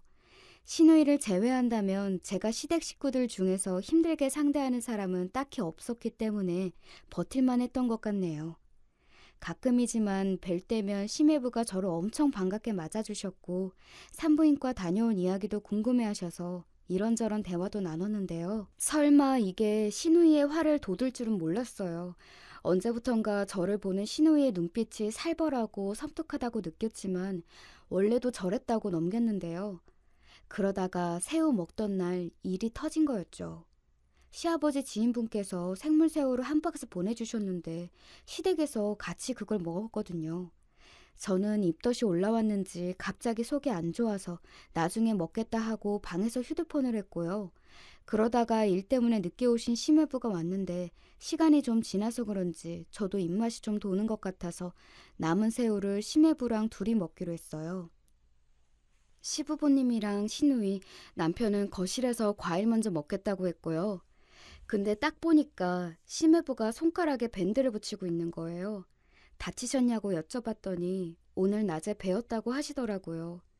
새우에서 나온 물이 그런데 들어가면 밴드에 스밀 거고 상처도 아플 것 같아서 제가 새우를 까드리겠다고 했어요. 저 이런 거 잘하거든요. 저는 어차피 많이 먹고 싶지도 않았고요. 제가 심해부한테 새우를 까드리는 동안 이야기도 나눴어요. 심해부가 특히 가족 이야기 같은 거, 애들 이야기에 관심이 많으셔서 저는 주로 어렸을 때 친했던 친척 오빠들 얘기해드렸고요. 그랬더니 심해부가 즐거워하시면서 들었어요. 웃음소리를 들었는지 어느새 시누이가 어두운 표정으로 부엌에 들어와 있다는 것도 모르고 말이죠. 심해부가 임산부한테서 이런 대접을 받으니 유독 황송했다며 잘 먹었다고 자리에서 일어나는데 그러자마자 시누이는 갑자기 환한 미소를 지으며 표정을 바꿨습니다. 그 모든 걸 지켜본 저만 소름 돋는 상황이었죠. 뭔가 느낌이 안 좋았는데 아니나 다를까 이틀 뒤 저를 마주치자마자 시누이가 제 뺨을 한 대 갈겼어요. 그것도 힘을 실어서 엄청 세게요. 짝 소리가 시댁 현관앞 복도에 울려 퍼졌고 제가 어지러운 머리를 붙잡고 간신히 시누이를 쳐다봤어요. 이 망할년이, 너 미쳤냐? 네가 뭔데 내 남편한테 살갑게 눈웃음 살살 치면서 새우를 손수 까줘? 그러면서 임신했다고 애 낳을 때 다 돼간다고 자랑질도 엄청 해댔지? 그게 무슨 말씀이세요? 손가락 다치신 것 같아서 직접 까드렸을 뿐이에요. 불순한 의도는 없었어요. 그리고 저 임신했다고 자랑질 한 적도 없어요. 항상 저를 일방적으로 오해하고 괴롭히시는 건 형님이시잖아요. 저는 잘못한 것도 없는데. 제가 욱하고 화가 올라와서 소리를 질러버렸고 그 다음 순간 똑같이 뺨을 한 대 더 맞고 말았어요. 이번에는 휘청거리면서 주저앉고 말았는데 시누이가 제 모습을 보며 청순 가련한 척한다고 비웃었고 지나가다 실수로 밟는 척하면서 제 발목을 꾹 밟고 지나갔어요. 구두굽에 제대로 발목 찍힌 발목은 시간이 지날수록 상태가 더 안 좋아졌고 저는 절뚝거리며 다녀야 했죠. 시누이가 이렇게 만들었다고 밝혔지만 시부모님께서는 뭔가 오해가 있나 보다 라며 고개를 저으셨고 남편은 그저 난감해한 게 다였어요. 시누이의 엄포가 있었는지 심해부는 그 이후로 보기 힘들어졌고요. 제가 씩씩거리며 화를 참고 지내던 때 시누이가 또 실수인 척 하면서 자기가 밟아놨던 제 발목을 정확히 똑같은 지점에다가 슬쩍 걷어차더군요. 너무 아파서 비명도 안 나왔어요. 그래놓고 태연하게 연기를 하던 모습에 저는 소름이 돋았고요. 이대로는 안 되겠구나 싶었죠. 제대로 안갚음을 해줘야겠다고 굳게 다짐했어요. 답지 않게 독한 마음 먹고서는 이럴 때일수록 감정에 휩쓸리지 말고 냉정하게 이성을 앞세워 작전을 짜야 한다며 스스로를 다독였어요. 당장에 제가 남편에게 시누이 때문에 이대로는 살 수 없다며 엉엉 운다고 한들 만약에 남편이 저의 입장을 잘 헤아려줘서 시부모님과 시누이에게 분노를 토해내봤자 어떻게 되겠나요? 가장 좋게 결론이 나봤자 남편이 시댁 식구들과 거의 안 보고 살면서 저는 아예 단절이 되는 모양새일 게 뻔했죠. 단 몇 달만 지나면 시부모님은 이게 다 며느리 잘못 들여서 아들과 멀어졌다고 하실 테고 남편도 내심 내 아내만 참고 양보했으면 될 일 아니었을까라는 생각을 하게 되겠죠. 시누이가 걸어다니는 시한폭탄 수준의 성격 파탄자라고 해도 시부모님에게는 결국 귀한 딸이며 팔은 안으로 굽지 절대 밖으로 굽지 않으니까요. 시부모님께서 아무리 저에게 너그러운 포용력을 보여주신다고 한들 제가 그것에 기대어 시누이에게 응징하였다간 도리어 제가 당해버릴 요량이었어요. 시누이에게 당할 대로 당했던 그 시기, 가장 발휘하기 힘든 것을 저는 끄집어내기로 했어요. 그것은 바로 인내심이었죠. 군자의 복수는 10년이 걸려도 늙지 않는다는 글귀를 인터넷 하다가 발견하고는 바로 이거다 싶어서 그때부터 참을 인자 새기는 연습을 시작했네요. 지금은 때가 아니야. 아무도 빠져나갈 수 없는 덫 안에서 내가 터트려야만, 그 한 방으로 역전을 시켜야만 속 시원하게 갚아줄 수 있어. 시누이 때문에 걷기 힘들어진 발목으로 만삭의 임산부가 걸어다니는 것은 불가능에 가까웠어요. 분통이 터졌지만 이건 역시도 이보 전진을 위한 일보 후퇴라 여기면서 꾹 참으며 마지막 태교에 힘썼고요. 시누이라는 위협을 안 보면서 지내서 그런가 첫 출산이었음에도 제가 무사히 순산을 하였어요. 아들이 태어났고 모든 식구들이 날아갈 듯이 기뻐해 주었죠. 야, 생긴 것부터가 비범한 장군감이네. 우리 집안을 너끈히 이렇게 세우겠구나. 경사네 경사야. 참나, 엄마는 무슨 장군감 같은 소리를 하셔. 촌스럽게. 사지 멀쩡하고 제정신으로 자라나기만 하면 다행이겠지. 그렇게 되기도 은근히 어려운 법이니까. 단 한 사람을 빼고 말이에요. 시어머니께서 기쁨에 온갖 호들갑을 떠시자 시큰둥한 얼굴로 찾아온 시누이는 기가 막혀했죠. 고작 아들 출산한 거 가지고 왜 그렇게까지 유난을 오래 떠냐면서 시누이가 엄청나게 툴툴거렸어요. 그 광경을 보며 저는 그럼에도 시어머니께서 며느리인 저보다는 당신의 딸인 시누이를 무조건 우선순위에 놓으실 분임을 재차 상기하고 있었고요. 시누이가 어째서 그렇게 저의 순산을 못마땅해 하는지 그 이유를 짐작하고 있었답니다. 저는 사실 일전에 시댁에서 시어머니와 시누이의 대화를 몰래 엿들어버렸다가 엄청난 비밀을 알게 된 바가 있었죠.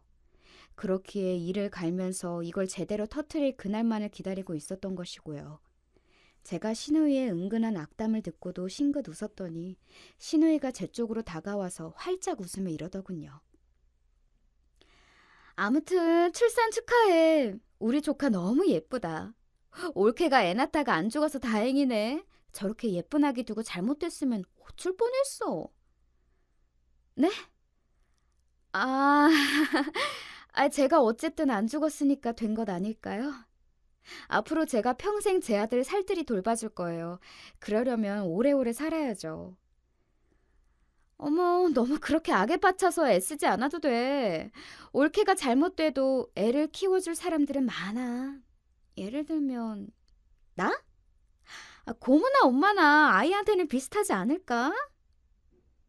와, 어쩜 그런 말을 할 수가 있었는지 모르겠어요.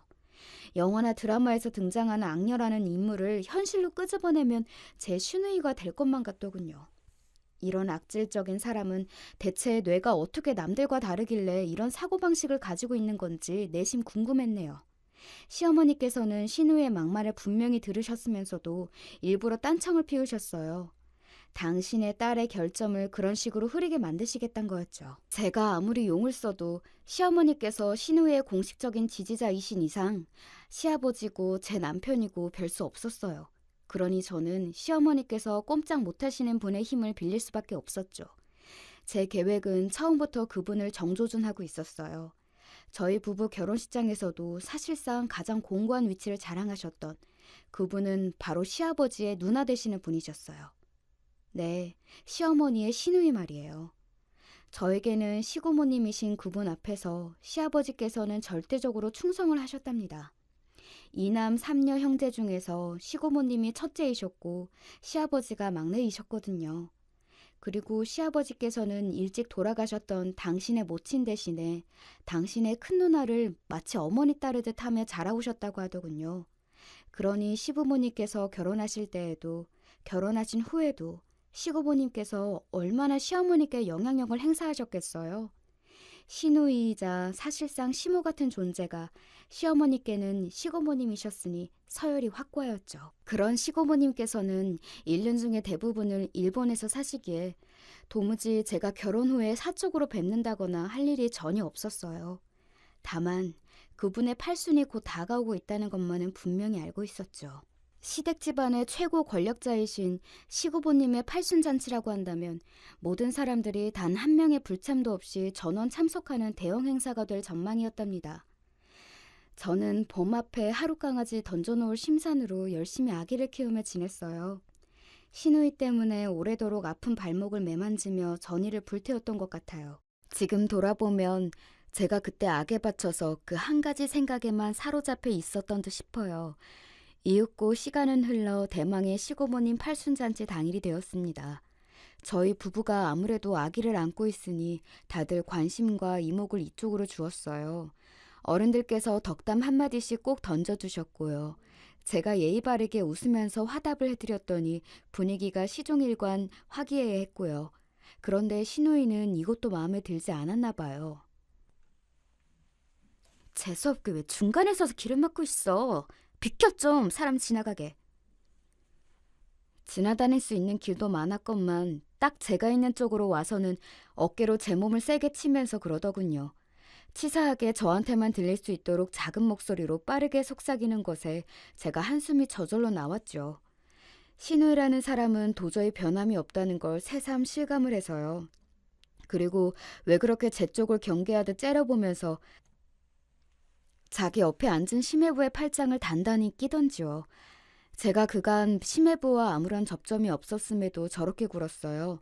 아니 땐 굴뚝에 손수 불이라도 피워보겠다는 것인지 저를 향해서 마치 내 남자 넌 보면 가만 안 둔다는 식으로 눈을 계속 부라리길래 저는 얌전히 고개 숙이고 눈을 내리깔아 주었지요.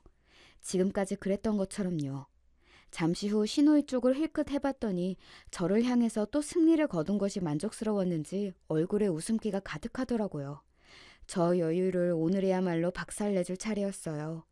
그날의 주인공이신 일본에서 날아오신 시고모님께서 자리하시자 그때부터 팔순잔치가 본격적으로 시작되었죠. 초반에는 전문 진행자가 순서를 이끌어줘서 모두가 신이 나서 행사를 지켜봤고요. 맛있는 음식들을 먹으며 오래간만에 본 사이끼리는 서로 안부도 물어가면서 좋은 시간들을 보내고 있었어요. 팔순잔치의 후반에 이르렀을 때 감동적인 순서가 준비되어 있었죠. 그것은 바로 시고모님을 위해서 가족들이 준비한 영상이었는데요. 집집마다 하나씩 찍은 것들을 순서대로 감상하는 거였어요. 그 영상들은 하나의 USB에 전부 모아져 있었고요.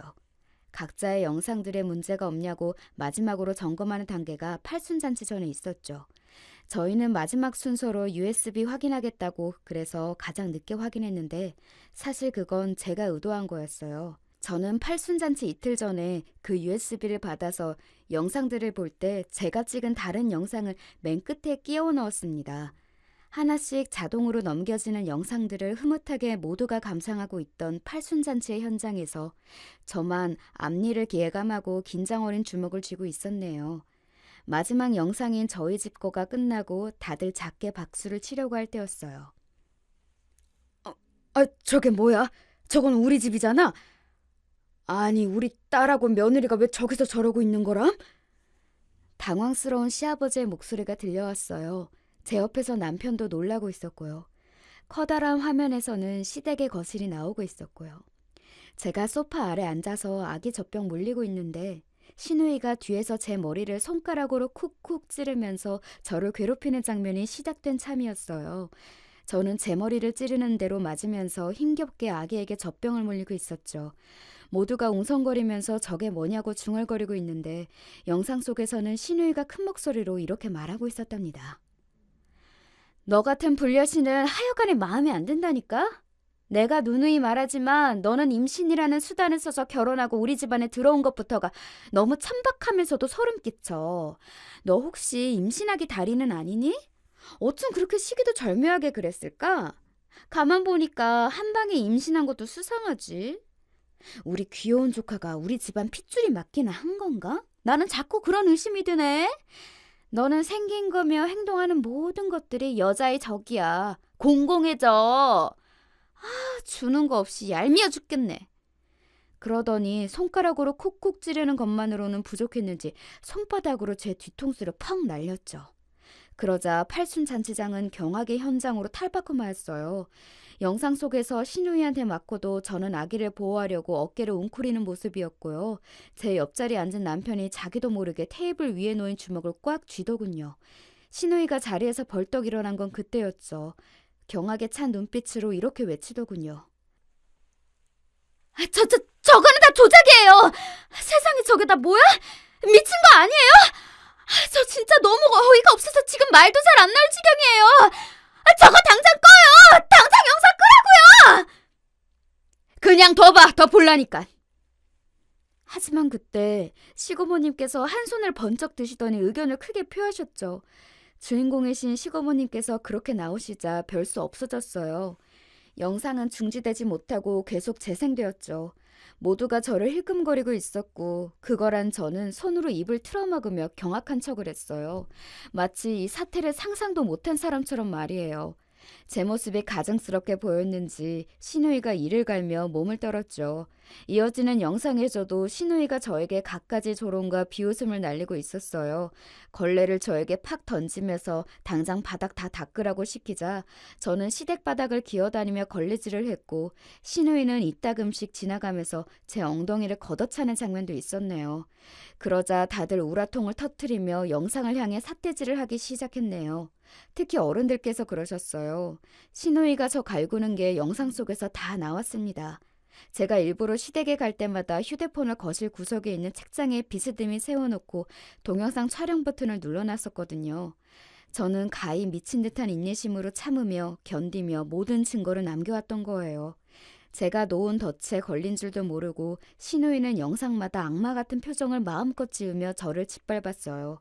이런 말도 영상 속에서 날렸죠. 내 동생이나 너나 둘 다 지능에 후달리는 게 비슷해서 결혼을 한 거잖아?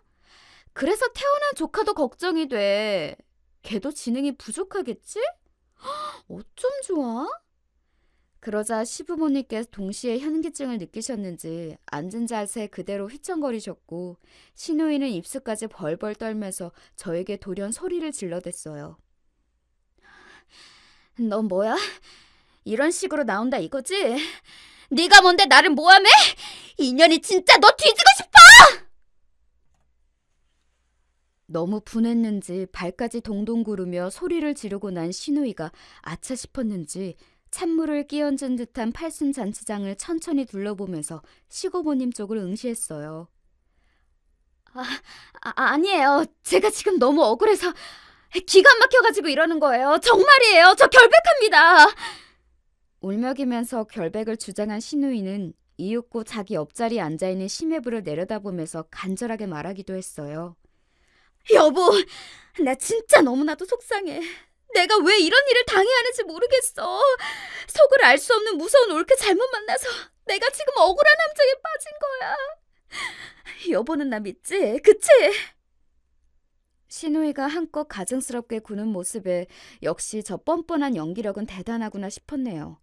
바로 그 순간 시고모님께서 두 주먹을 테이블 위로 쾅 내리치셨어요.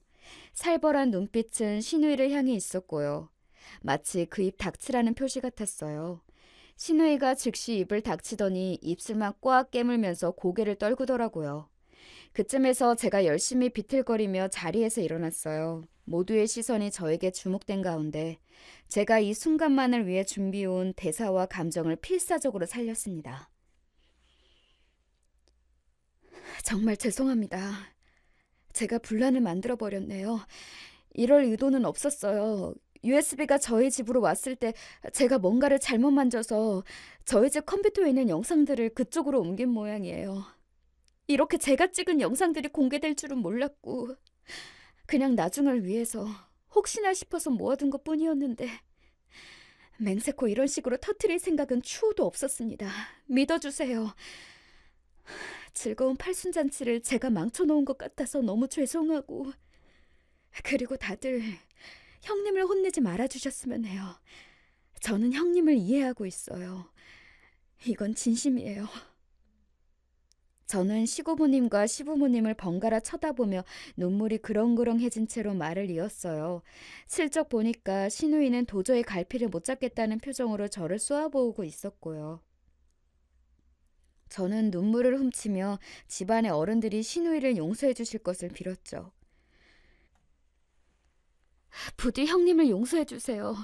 저도 형님이 저를 괴롭히시는 게 죽을 만큼 힘들었지만 형님의 처지가 안쓰럽기도 해서 오죽하면 저러시나 싶고, 그야 왜냐하면 형님은 아이를 갖기 힘드신 몸이니까.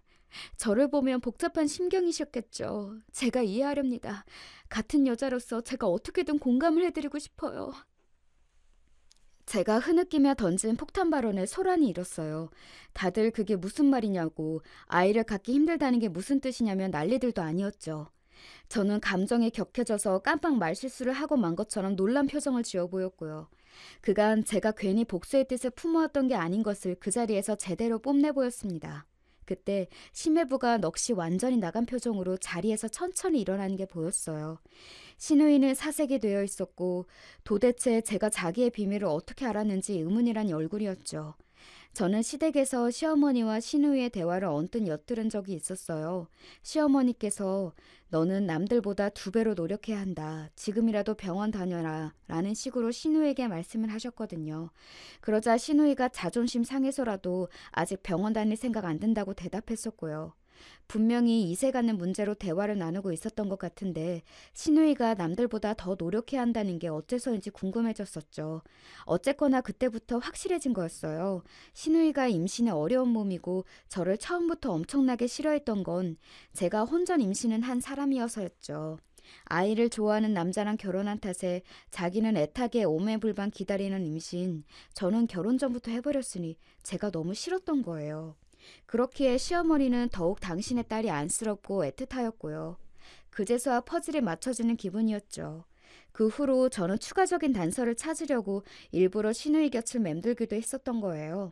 시누이가 저를 못살게 하는 증거도 모으고 시누이가 임신에 어려운 것에 대한 얘기도 정확히 들을 겸 해서요.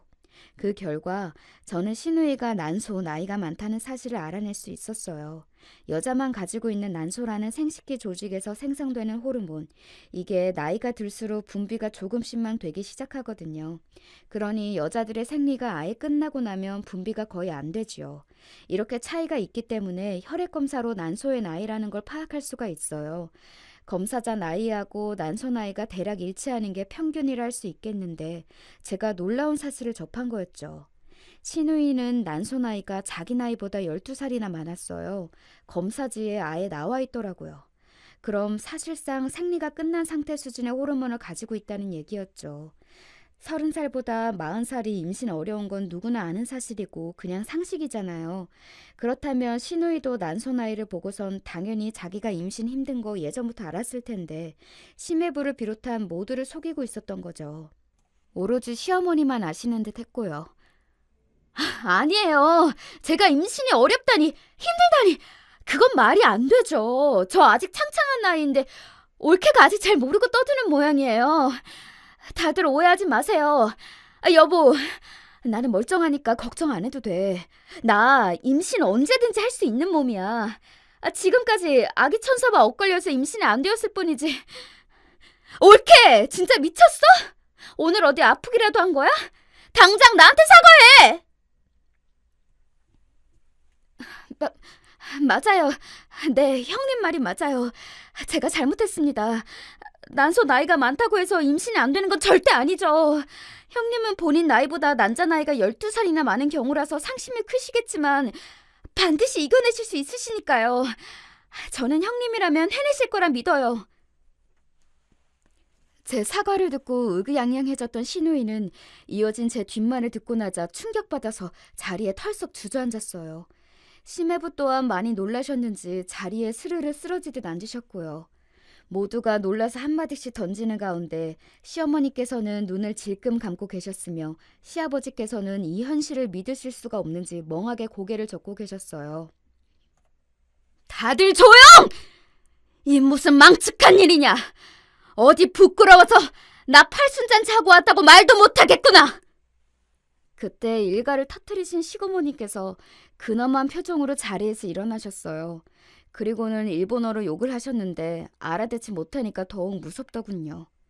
시고모님께서는 큰 사위가 제일교포라서 주로 일본에 거주하시는데 이제 보니 일본어도 잘하시는 모양이었어요. 확인부터 하나씩 해보자. 자, 우선 너 임신을 일부러 안 한 게 아니라 지금까지 성공을 못한 거였느냐? 시고모님의 질문에 시누이가 겁에 질려서 히익하는 소리를 내더니 앉은 몸을 덜덜 떨기 시작했어요. 심해부는 무감각한 표정으로 그런 시누이를 쳐다보고 있었죠. 보아하니 맞구나.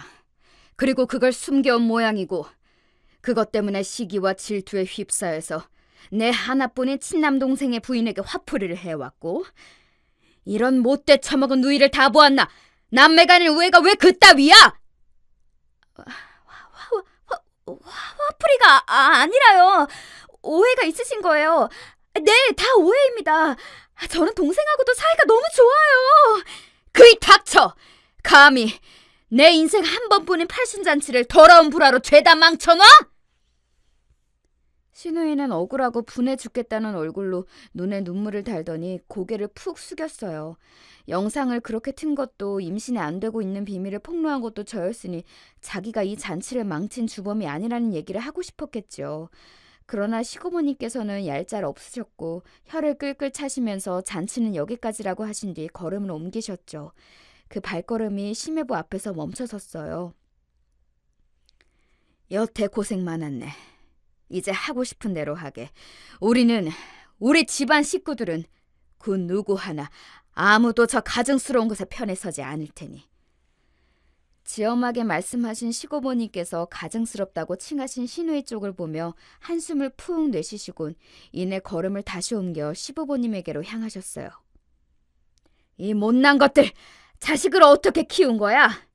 지금이라도 당장 회초리질해서 정신개조시켜. 아니면 집안에서 아이 내쫓아 버리든가. 무조건 양자택일이야. 알아들었나? 대답을 해, 이것들아!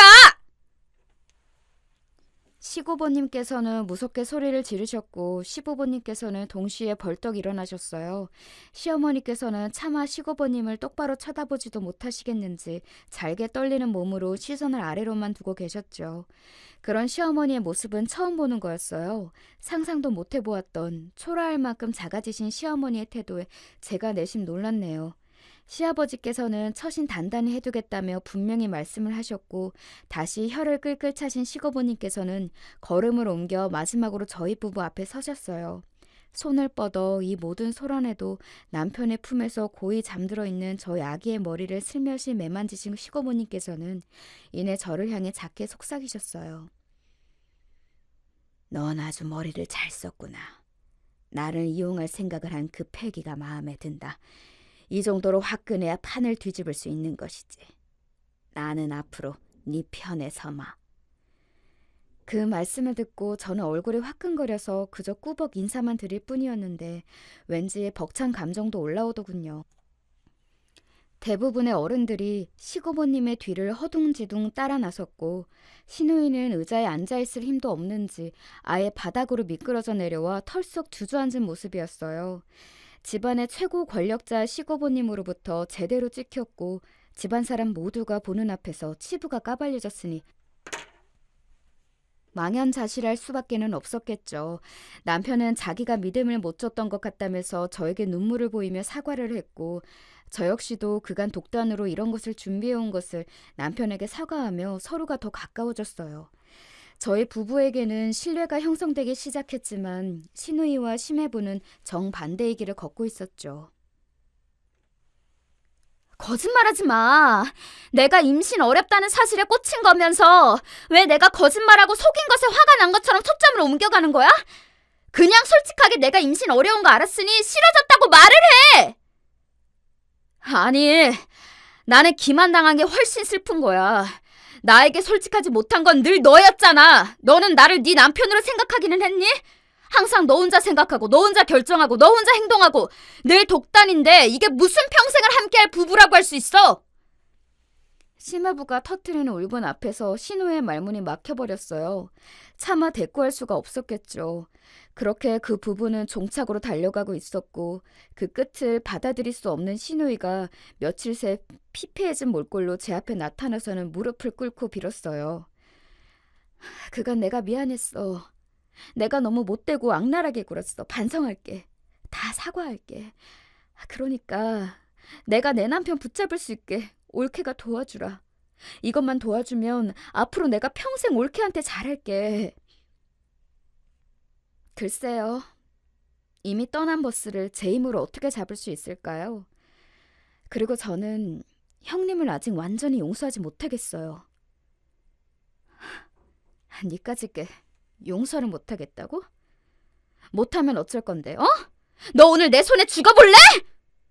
그런데 갑자기 눈이 돌아간 신우이가 태도를 바꾸면서 제 머리채를 잡더군요. 이제 저도 이판사판이다 싶어서 신우이 머리채 똑같이 잡고 싸웠어요. 그 일로 남편이 화가 많이 났어요. 생전 연락 안 하고 살았던 심해부에게 남편이 연락을 해서 제발 빨리 이혼해서 새 출발 편하게 하시라며 되려 설득을 했죠. 사람 된됨이 좋고 정이 약한 심해부가 이혼 과정의 끝자락에서 머뭇거리고 계셨는데 그때 남편이 종용하는 바람에 후딱 이혼해버리셨죠. 신우이는 그러니까 괜한 짓을 해서 자기 무덤을 판 거였어요. 그리고 다시 며칠 뒤 저랑 남편이랑 아기랑 셋이 시댁에서 밥 먹고 있는데 신우이가 들이닥쳤어요. 그리고는 저에게 대뜸 소리를 지르더군요. 이게 다 너 때문이야. 너 때문에 내 인생이 부정을 탄 거라고. 네가 물어놔야 돼. 너 이거 어떻게 보상할 거야? 너 이제 성질 좀 제발 죽이고 살아라. 왜 몸이 그렇게 됐겠냐? 네 몸에 독이 쌓여서 그런 거 아니겠어? 누구를 탓해? 거울을 봐라. 탓해야 할 상대는 그곳에 들어있다. 그러나 신우의 발악을 잠재운 건 저나 남편이 아니라 시아버지셨어요. 엄한 꾸중을 들은 신우이가 털썩 주저앉았고 시어머니께서는 그대로 당신의 귀한 딸이라며 방으로 데려가 챙기시더군요. 저는 그 모습을 보며 마지막 단계를 실시하기로 했어요.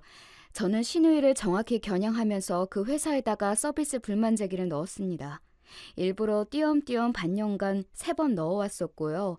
그렇게 밑밥을 깔아뒀던 것 위에 2주에 3차례라는 불만 제기를 선사해 주었죠. 익명의 창구를 통해 저격을 당한 신우이는 직장에서의 위치가 어려워졌어요.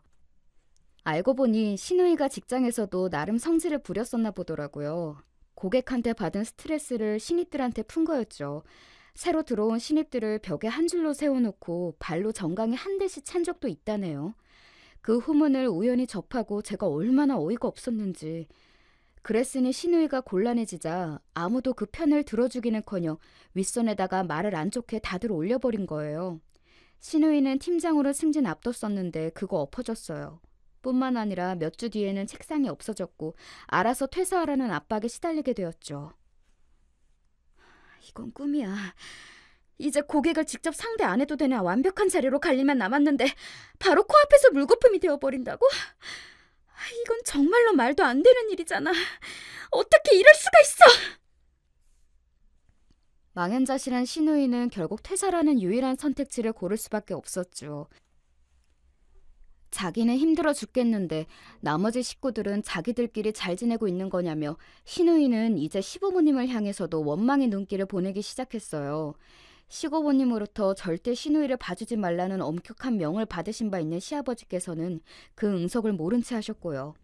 퇴사로부터 2달 뒤 신우이는 먼 지방으로 내려가게 되었어요. 시아버지께서 옛 지인을 통해 일자리를 알아봐 주신 것이었는데 사실상 새로운 환경에서 정신 다잡으라는 뜻이었죠. 자기가 거길 왜 가냐며 격렬하게 거부했던 신우이는 자꾸 원인 모를 복통과 하열에 시달리면서도 몸도 요양을 할 겸 머나먼 지방의 조용한 동네로 결국 내려갔답니다.